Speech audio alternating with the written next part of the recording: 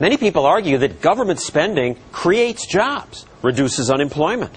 For example, if the government spends $70 million on a new road or military aircraft, those projects will employ people. However, there is a problem with this government spending to create jobs theory. Economists call it the broken window fallacy. They say you might as well pay me to do this. That'll create jobs. Jobs for the people who clean up. Jobs for the window repairman.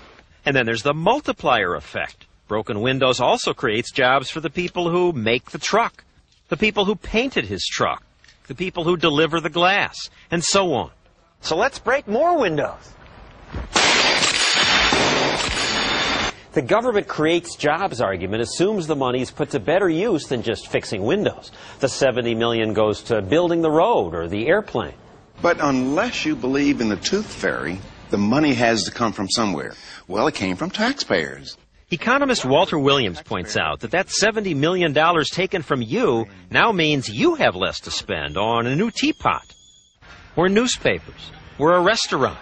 That means fewer jobs for those businesses. Of course, that loss is less visible. And politicians love that. It's a government policy where you don't see the victims. If the broken window fallacy were true, then destructive things like hurricanes and earthquakes would be good for the economy. After all, as the recent hurricanes showed, spending increases as people move to clean up and rebuild the damaged areas.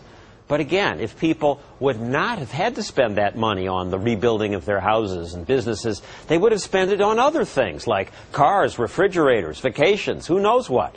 This spending would have increased employment in those industries.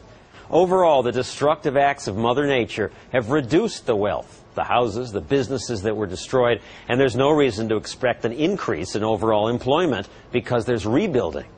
The same is true for government spending. If governments did not spend the funds, taxes would be lower and people would have more money to spend on cars, vacations, whatever they value. That spending would add to employment. The government spending reshuffles jobs. It doesn't create them. Now, if people value the things produced by the government more than the things they would have bought, then the government spending promotes higher living standards. If it's the other way around, however, it'll lower them. So to get the most from our resources, government spending should be based on the merits of the spending, not the fallacious view that it will create jobs.